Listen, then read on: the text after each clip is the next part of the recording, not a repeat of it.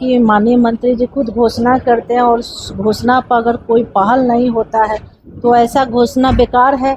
या तो अगर आप करते हैं तो उस पर निष्पक्ष जांच करिए।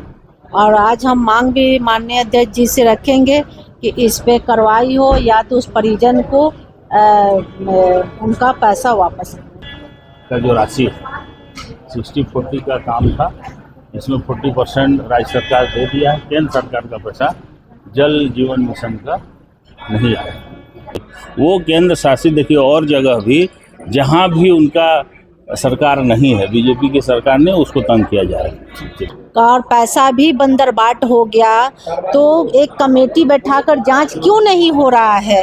यहाँ तक कि उच्च स्तरीय जांच की मांग। बिल्कुल जांच होना चाहिए कि आखिर पिछले कार्यकाल में पैसा क्या हो गया। हेमंत सरकार हाय हाय हाय हाय हाय, हेमंत सरकार हाय हाय हाय हाय। 19 से लेकर 24 तक पीएचडी विभाग में जो लूट हुई, जो घोटाले हुए, कई अफसरों के निजी खाते में पैसे ट्रांसफर हो गई, एफआईआर हुआ, करोड़ों करोड़ का लूट हो गया।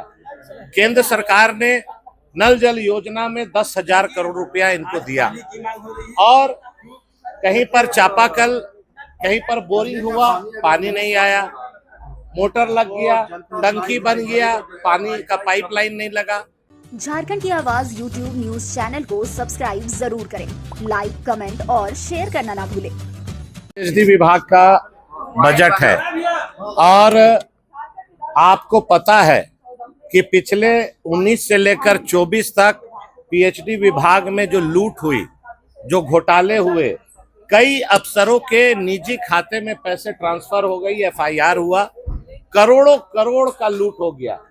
केंद्र सरकार ने नल जल योजना में 10,000 करोड़ रुपया इनको दिया और कहीं पर चापाकल, कहीं पर बोरिंग हुआ, पानी नहीं आया, मोटर लग गया, टंकी बन गया, पानी का पाइपलाइन नहीं लगा।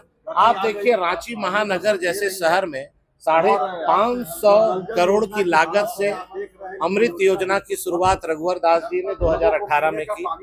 2022 में ये योजना पूर्ण होनी थी, आज 26 है। आप इनके बजट को पढ़ लीजिए। चुनाव के पहले इन्होंने वादा किया था कि 2024 में हर एक घर को जल से नल से जल देंगे और रांची वासियों को भी किया था। चुनाव में ठग के वोट ले लिया, 24 से आज 26 आ गया, लेकिन कहीं पानी की व्यवस्था नहीं हुई। हमारे क्षेत्र मधुकम में नाली का पानी जा रहा है, लेकिन ये सरकार केवल भाषण दे रही है सदन को और जनता को गुमराह कर रही है। कम से कम भाई के परिवार के लिए न्याय, तो कम से कम उस पीड़ित परिवार को जो व्यक्ति के साथ शोषण होता है, लगातार झारखंड सरकार के जो माननीय मंत्री जी हैं वो खुद से घोषणा करते हैं कि कोई भी परिजन परिवार के साथ अगर कोई घटना घटती है और इलाज के दौरान मृत्यु हो जाती है तो पेमेंट नहीं करना है, लेकिन वो ये लगातार सिलसिला जारी रहता है। अंत में हम कल इस मुद्दे को रखे और हम ये मानते हैं कि माननीय अध्यक्ष महोदय बहुत संज्ञान भी लिए, लेकिन इस संज्ञान लेने के बाद परिणाम क्या होता है? हमारा कहना है कि हम तो बचा नहीं सके, लेकिन कम से कम मुझे सुनने में आया कि वो परिवार जैसे तैसे कुछ गिरवी रखकर पैसा पेमेंट किए और दुख है क्योंकि हमारे बहुत करीबी थे। और वो क्या, कोई भी ऐसा व्यक्ति अगर ऐसा है तो ये बहुत गलत है कि किसी के साथ पैसा ले लेना, तो कम से कम हम उन्हें तो बचा नहीं सके, पेमेंट जो लिया गया उसे वापस किया जाए, यही मांग कर रही हैं। बिल्कुल। और खुद पेमेंट कर और एक बद्दी को किस तरह से बंधक बना लिया गया था, ये बहुत दुर्भाग्य की बात है और उनको छुड़ाया गया। तो हमारे कहने का मतलब कि माननीय मंत्री जी खुद घोषणा करते हैं और उस घोषणा पर अगर कोई पहल नहीं होता है तो ऐसा घोषणा बेकार है। या तो अगर आप करते हैं तो उस पर निष्पक्ष जांच करिए। और आज हम मांग भी माननीय अध्यक्ष जी से रखेंगे कि इस पे कार्रवाई हो या तो उस परिजन को उनका पैसा वापस किया जाए। इस बात को लेकर हम माननीय अध्यक्ष जी को सामने संज्ञान लेने के बाद हम जरूर रखेंगे। हम धरना पे भी उनके सामने बैठेंगे। निश्चित तौर से मुझे आशा है कि उस परिवार को संज्ञान में लिया। कल लेकिन आपने मांग उठाई थी सदन के अंदर, तो कहा था। हाँ, बिल्कुल मांग उठाए थे और बहुत संज्ञान में अध्यक्ष जी लिए भी है, माननीय मंत्री जी भी लिए हैं। लेकिन मेरा कहना है कि उस परिवार को ऐसे, एक तो ऐसी अपना परिवार से दुखी हो जाते, एक परिवार को देते। लेकिन मेरे जानकारी में जहाँ तक है कि जो केंद्र के का जो राशि 60-40 का काम था, इसमें 40% राज्य सरकार दे दिया है। केंद्र सरकार का पैसा जल जीवन मिशन का नहीं आया।